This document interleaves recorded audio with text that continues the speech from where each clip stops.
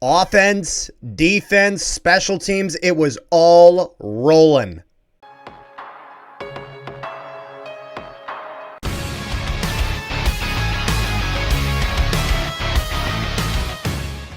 Good morning, afternoon, and evening, ladies and gentlemen. Welcome back to a Bomber win and a definitive Bomber win. The Bombers defeat the Hamilton Tiger Cats by a score of 40-3. Ticats this time at full health. The Bombers at pretty much full health, with the exception of the injury to Dalton Schoen. We had Schoen out. They had Jamal Peters out as he had the birth of his child. So, congratulations to him. But both teams missing only really one guy for the most part. I could be wrong. If I am, please correct me in the comment section down below. But Bombers came out on top. That was the thing. Last time we played them with Strev, and Zach Collaros is essential to this team, and I think this game proves it. But before we get into anything, firstly, I want to say rest in peace to Edmonton Elks owner Larry Thompson. Larry Thompson bought the team last year and really was committed to turning this team around. As he had bought the team, he had dedicated. He was ready to dedicate the rest of his life to getting through to getting them moving forward. He had been a lifelong Edmonton Eskimos / Elks fan, and it's just tragic to see this happen so soon. I'm really glad that that Edmonton was able to pack the stadium in his honor, and I really hope that the Edmonton Elks can really turn everything around they need as a franchise. Whether that's making the team successful on the field, getting more fans in the building, just continue to do that, as I think that would be the best way to honor his memory. So rest in peace, Larry Thompson. And I was glad to see that the Bombers as well did a moment of silence before the game for Larry Thompson. It was very respectful, and I very much appreciate that. But just gone too soon, only at 65 years old. So rest in peace to him, and thoughts and prayers with his family. Now, for this game, this was a game they had for the Orange Shirt Day, for National Truth and Reconciliation Day, and so I wasn't there for the warm up. I'd kind of gotten there a little bit after, but I'm pretty sure they wore the orange jerseys for the warm up. They had the beautiful Indigenous logo on the helmets, which I love that version of the Bomber logo. It's on the thumbnail. I don't have it on here, but it's on the thumbnail, and it's just gorgeous. And so the Bombers will get two people coming back off injury. Obviously, firstly, Zach Collaros is back, but then also Jareth Stearns is back, who had been just kind of a good, consistent piece. He's kind of gotten a little bit into that Drew Wolodarski sort of role, in the sense of he's not your number one, number two receiver, but there can be a night where he is, and there can be a night where he really pops off and does really well. So I was thinking, okay, I want the Bombers to start off well. They win the coin toss, and they're like, we want the ball right away. Now, the guy who really wants the ball is Trey Vavel, because on the opening play, Trey Vavel gets a kickoff return touchdown.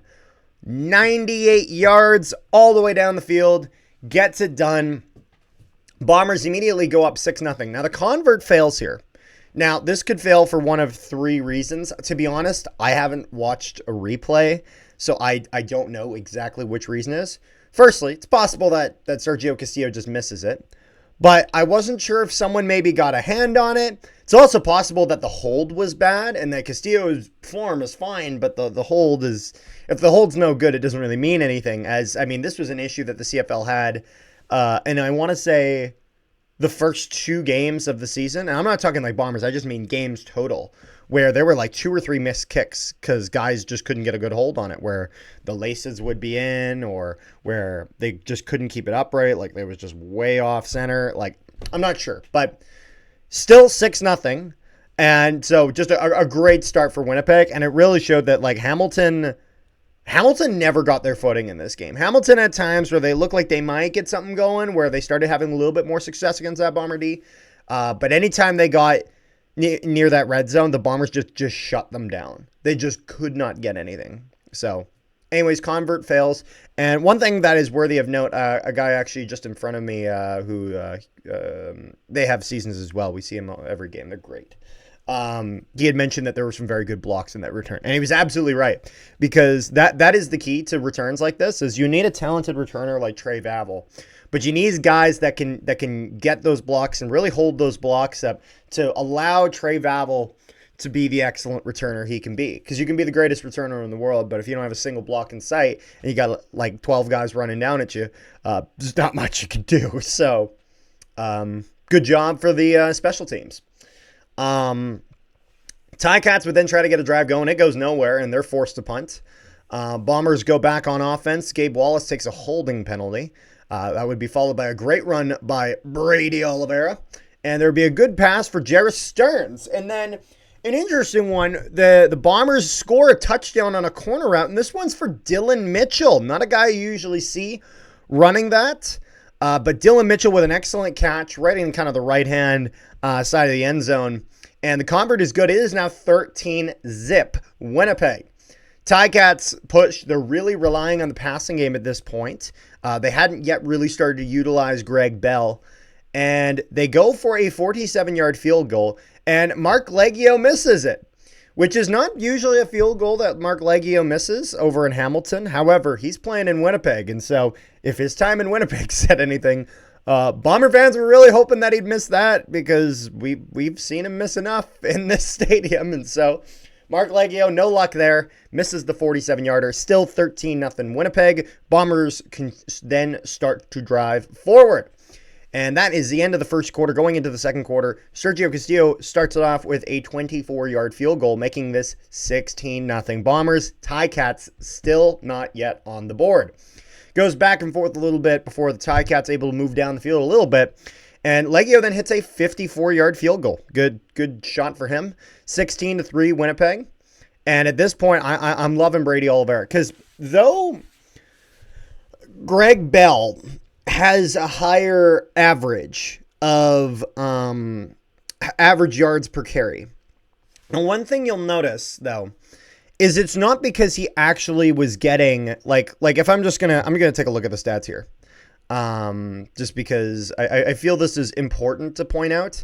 Not saying that Greg Bell is bad. He certainly is a good running back, and he had played well in his role. But I feel like this is important. This is where you tell the difference between an elite running back and a good kind of situational running back. And he's a good situational running back. So Greg Bell, with 11 carries, gets 88 yards, averaging 8 yards per carry. That's very, very good. However, if you look at it, his longest is 30 yards. There were multiple where he broke off from defenders and got big chunks of yards. And it was pretty much one drive that the Ticats got. And I'm going to get to that. But this is where, if you look at Brady Oliveira on 15 carries got 98 yards, and he averaged 6.5. The difference is that Brady Oliveira was consistently getting 6.5, 8 yards, 5 yards on almost every drive. It wasn't that there were some plays he got like 0 or 1, and he had to rely on these huge gains from like only 2 or 3 rushes to make up for that. Again, I'm not trying to take a shot at Greg Bell here. He's a good running back. But that's kind of the difference of where, even though Brady Oliveira had a smaller average, he actually was getting that almost every play. And this is where Brady Oliveira got the run game going very, very well. And it was one of those things where the Bomber D-line at that point had just slipped up a little bit. But Sergio Castillo takes a 38-yard, makes a 38-yard field goal, making this 19-3 for Winnipeg. Ticats would then take a holding penalty. They go back to 1st and 20. They just can't get it going, and they punt again. And then as the Bombers go on their drive, Ontario Wilson goes offside, so they have to redo. And then the Bombers punt. And the Ticats take an illegal blocking penalty on the punt. And then Greg Bell, this is when Greg Bell really starts to get going. He gets multiple very, very good runs, because the Ticats up until this point had really been relying on that passing game. And so the Bombers had done well defending against it, but they kind of started to cheat in the sense of that they started really expecting that pass and really not doing much pressure against that running game. So the Ticats rightly see that this is what the Bombers are doing, and they respond by running a couple plays here. And so I literally write down defend the run because they got to do something.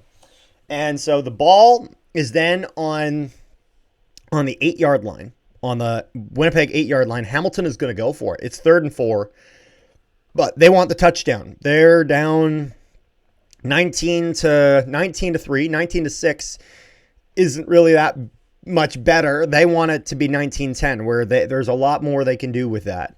However, they get the stop as Willie Jefferson, with his pressure, tips the ball. Now, our guy totally would have normally ran defensive pass interference. However, the problem is that Jefferson tips this ball. Because Jefferson tips this ball is now a live ball, and pass interference cannot be called once it is live in that aspect.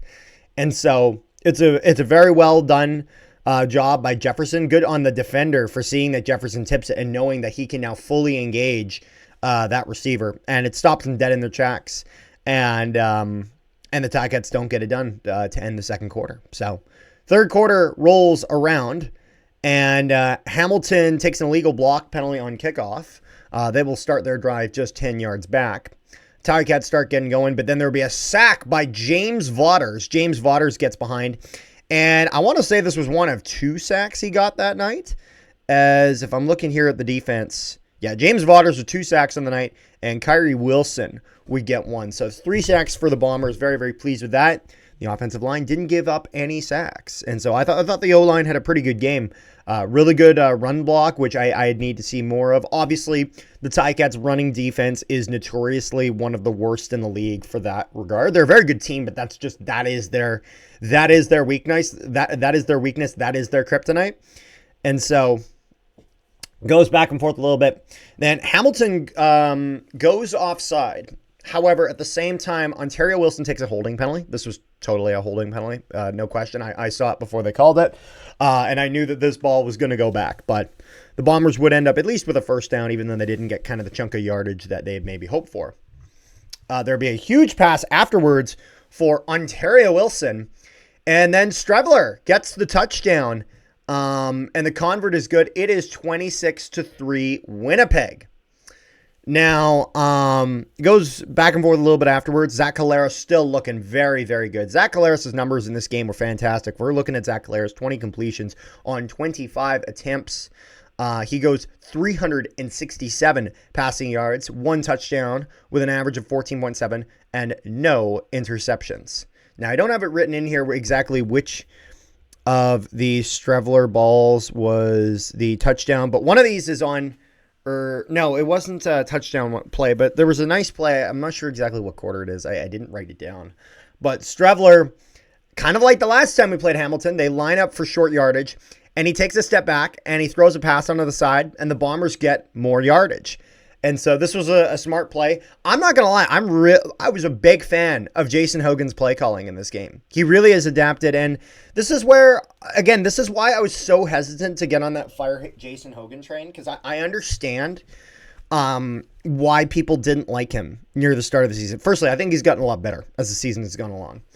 And the other thing is that, to me, I didn't see a bad offensive play caller. I saw an inexperienced play caller, and he kind of needed to have his struggles. He needed to have his failure to kind of learn.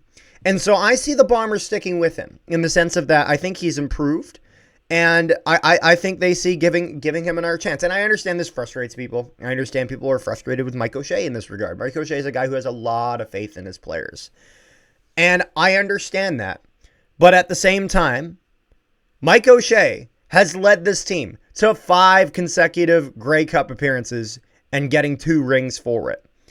And, maybe someone else would have won one of those other ones. Maybe someone else wouldn't have gotten to the game at all in any of those games. And that 29-year drought would be now 35 years.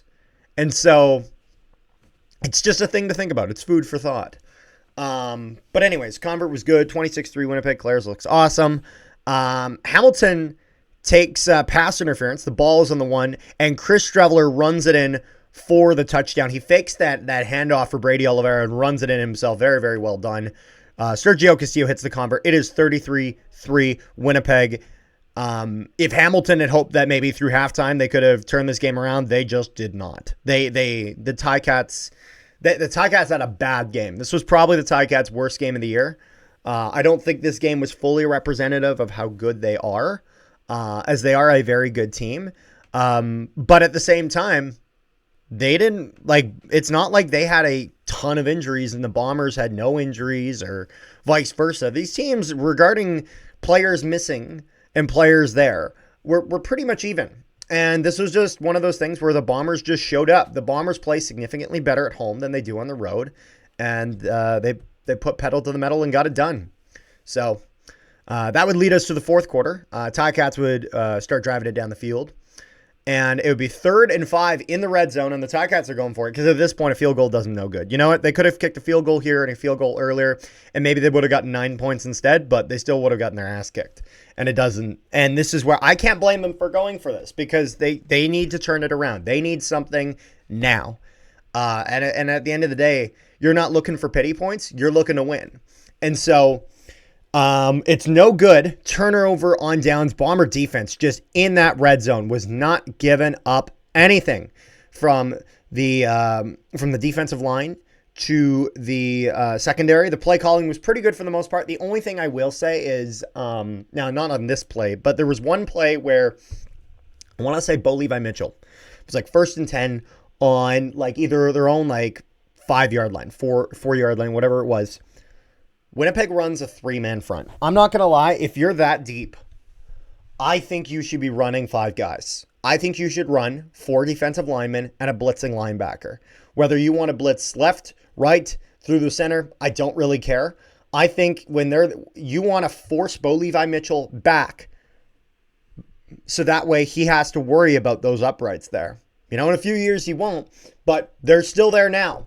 If you do that and he has to step back, you've now from the passing game perspective, he's cut off half his routes because now he has to worry about hitting those uprights if he wants to throw it to the right. And he only gives him to the left, and it increases the chance that he either throws it and it's incomplete out of bounds, or maybe you get him in the end zone. Maybe you grab a safety. So, just a small nitpick where I would have called one individual play differently. It is what it is, though. We held the Tiger Cats to 3 points, so it's not like Jordan Younger played a bad game by any sense. He was fantastic. He was great. But yeah, anyways, Tiger Cats, they did no good. Turnover and downs. Gabe Wallace takes a procedure penalty. There were 2 penalties that Gabe Wallace took today. One for procedure and one for holding. So I just hope over time he just gets a bit more disciplined. He had a good game in terms of his blocks. He did. Just need to get a little bit more disciplined. Just needs more time. You know what I mean? Just needs more time there. I understand, even though I prefer a guy like Micah Vanderpool, I understand why the Bombers are trying so hard to make Gabe Wallace work here. And it's because he's a Canadian talent. And, the ratio is a thing in the CFL. And so a good Canadian offensive lineman is a great thing to have. So, you know what? As much as it's frustrated me, I see the vision. I see the vision, and I hope it works. At this point, I wrote down that I'm just loving Jason Hogan's play calling tonight. Again, I know that, sue me. Maybe some people really didn't like his play calling, but we got 40 points and the Ticats got 3. So I think that Jason Hogan and Jordan Younger did their jobs well. I think Mike O'Shea did his job well. And offense, defense, special teams, everything was rolling. It was great.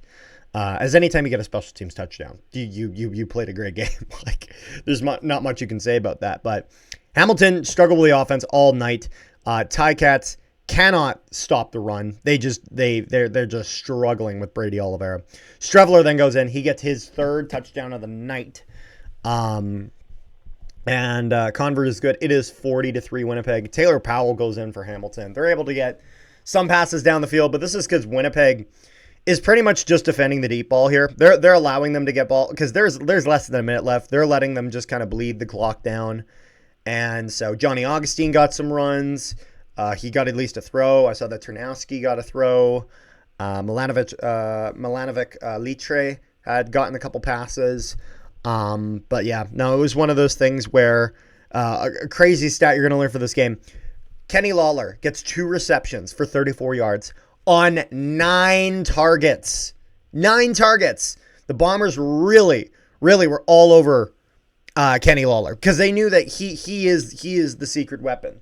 So primarily it was Holm and mostly Demario Houston covering him. And Demario Houston didn't give him an inch. Demario Houston looked like he did a few years ago where he was just this turnover machine. Now, I'm not expecting that you're going to get a bunch of picks against Kenny Lawler. He's not a guy who usually allows that. But just preventing him from getting the ball in the first place is a huge accomplishment, and you're shutting down the number one producer of offense. Because the number one producer of offense in the Hamilton Tiger Cats is the Bo-Levi Mitchell to Kenny Lawler connection. So by severing that connection, that offense, not that they don't have anything else, but they're severely hindered because that is your guy. They still got some success with Keandre Smith. They got a couple passes for Jamar Bridges. Still really good receivers. But the Ticats, it was one of those things where when push came to shove, when they got in that red zone, the Bombers' defense won pretty much every single time. And so this is exactly the game that Winnipeg needs to play. This is, I think, Winnipeg's best game all year. They played absolutely fantastic. I mean, as a Bomber fan, there's no complaints that you can have here. Unironically, the only complaint you could have is the one time you need Saskatchewan to win to keep the Elks out of it, and they don't. So Winnipeg is right now sitting at 3rd in the West. They are tied at the BC Lions, but of course they already have the tiebreakers, so BC sitting at 4th because of that. And Edmonton sitting at 5th in the West. However, Edmonton got that big win against Saskatchewan, over 30,000 in attendance for Elks, which is very good considering the numbers that they've averaged and whatnot, and hopefully I know that's unsustainable for that to happen all the time, but hopefully they're able to get something like that. That's exactly what the Edmonton Elks need as a franchise. But the Lions beating the Argos it makes the crossover even more likely. And so next week the Bombers have they have a bye week next week. They're not playing, but then they will play the following week, where we will face the Edmonton Elks in Edmonton. And so hopefully Winnipeg does a better job against Edmonton than Saskatchewan did. As Saskatchewan, I will say Saskatchewan is still a terrifying team. Saskatchewan played awful. They did not play well. And they only lost that game by 2 points. And there were 2 different times they ran for 2-point conversions and didn't make it. If they made it even one of those times, we could be talking about Saskatchewan winning that game. But I digress. We'll cover that on Canadian Football Central in our weekly review. So let me know what you guys thought of this game in the comment section down below. Make sure you guys leave a like if you haven't and subscribe. And check out also the Jets content that we got coming out on the channel. Zach's doing all the coverage of that. I might even be doing some shorts coverage of that. That's something that we've kind of discussed and I might be doing, just kind of time permitting. So I hope you guys enjoyed this video. Peace, love, and positivity to all you wonderful people at home. And we will see you guys next time.